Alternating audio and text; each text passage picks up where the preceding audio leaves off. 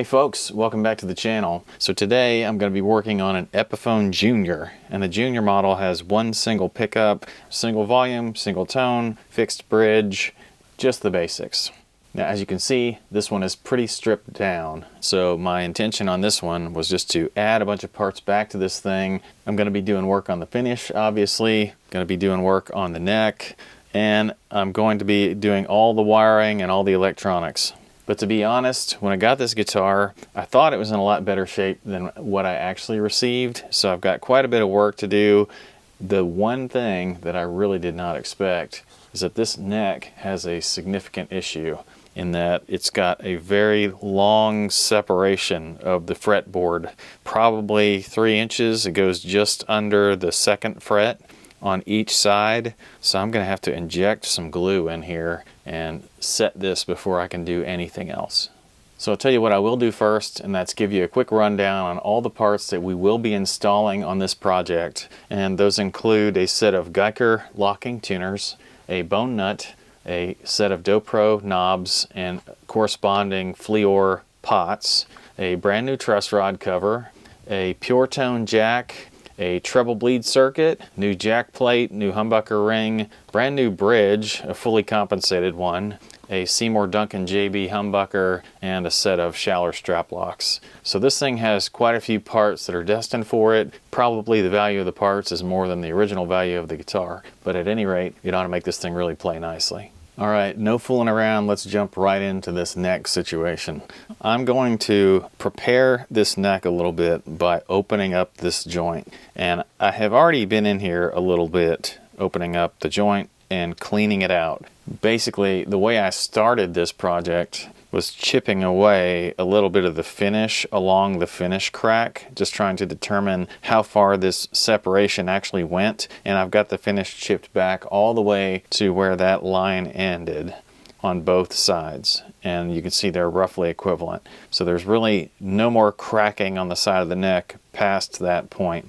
And I also took a putty knife and tried to scrape out some of the rough wood fibers and old glue and other stuff that was in here underneath this fretboard.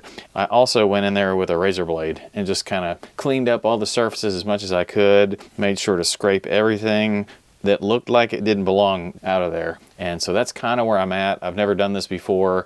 We're going to kind of learn on this one together, but I'm going to start out by taking an industrial syringe. This has a sort of needle-like end on it, but it's not a sharp needle at all. It's really for thicker substances, and it should work fine for this glue. The glue I'm going to be using is Gorilla Glue, and it's water cleanup, so I've got a little bottle of water here with me. I've got a couple of clamps ready. I think this stuff has a pretty long open time, so I shouldn't have to hurry up and clamp anything. But one of the things I really want to do during this process is make sure that I don't squirt too much glue in here, because I really don't have a way to keep it out of the truss rod channel. So we're going to squirt that in and try to control the squeeze out. Hopefully it goes well. So the first thing I'm going to need to do is draw some glue up into the syringe.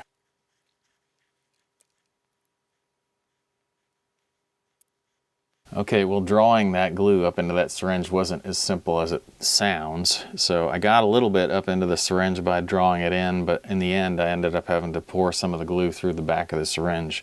And it comes out a lot easier than it goes in, I'll just say that. Let's try to get some of this glue injected into this crack. Well, this might be a little harder than it looks.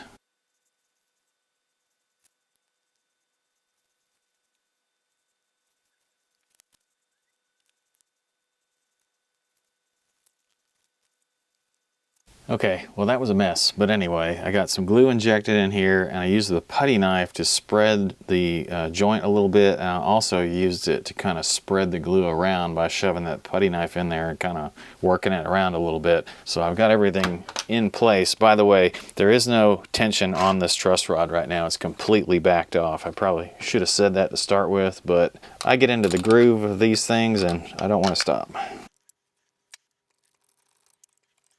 Okay, so I've got these two clamps on here. I'm probably going to add one more right here on the end, but I want to do a little bit of glue cleanup, and then I'll just leave this thing to dry.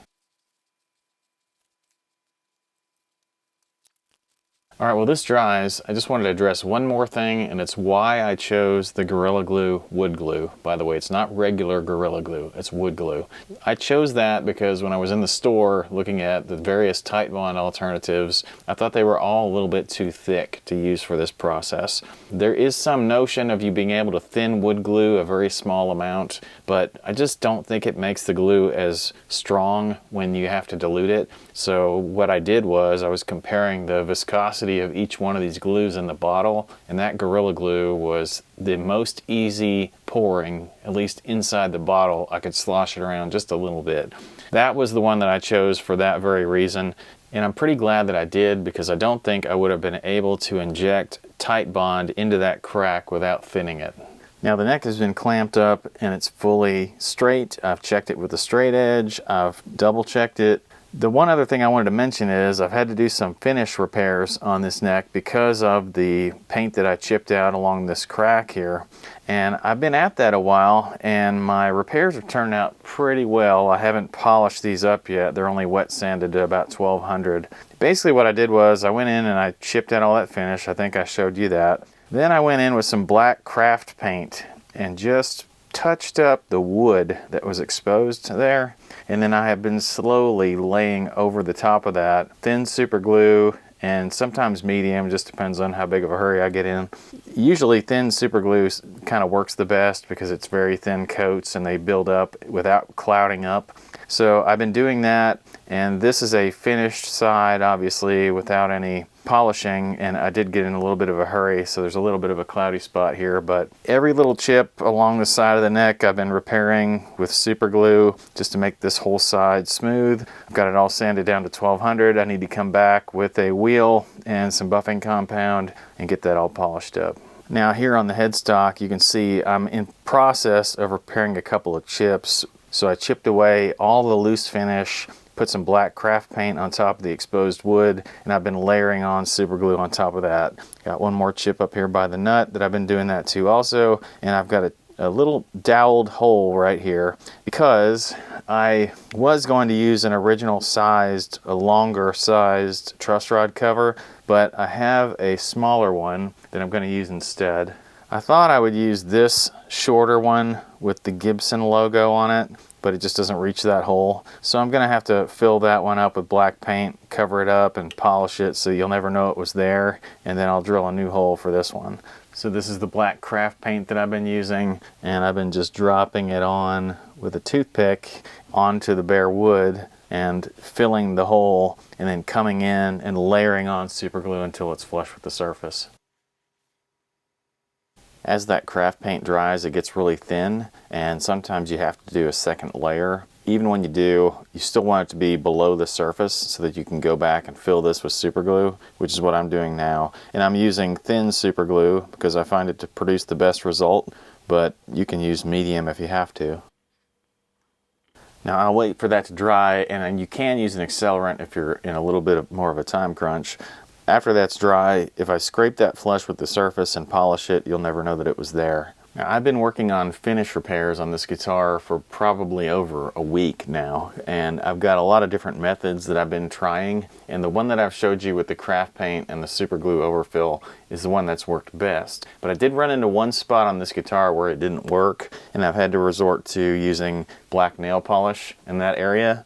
I think that'll work fine. It'll still polish up and it should sand level with the surface, but I'll show you the results on that next time. And I think the reason that the craft paint didn't work in that instance was because it was an area of the body that's probably 4 centimeters by 3 centimeters, or roughly 2 inches by 1 inch. And it just had some sealer or something, like a pretty thick seal coat over some of the layers of the plywood in the body, and it was on the end grain of the plywood. So I think it would have been impossible to sand through that, get a good bite into the wood, or really do anything different. So I'm hoping that the nail polish, which is basically lacquer, will take care of that. It just seems like the craft paint didn't get any bite on that sort of a surface, even after sanding it with some 220. But I've also tried a couple of other methods of patching paint on this guitar. One of them was to mix in some RIT dye powder, which is a fabric dye, into the super glue and layer it on kind of like a color coat. The RIT dye does not dissolve in super glue, and so I then tried just laying some RIT dye powder or pellets over the repair, dropping super glue onto it, and that ended up making kind of a cloudy, sparkly kind of finish, and it really was just completely a mismatch. So I had to fix that. And then this was some poster paint that I tried, and it is okay, but it somewhat resists being combined in with super glue. And by the way, I used medium super glue with this stuff when I was mixing it up because the thin super glue dried too quickly to actually apply. I got mixed results with these two. I mean, basically what you end up with these methods was kind of a blotchy repair, and it was definitely not invisible. The craft paint followed by the super glue is the most next to invisible type of repair that I've been able to find. Since then, I've also read about Dan Erlewine mixing in some stain with some acetone and applying that to the wood before he layers super glue over the top. I think that might actually bond a little bit better with certain surfaces, especially if it's bare wood. So I may try that in the future, but I also don't think that it would really be as opaque as the black paints that I've been using.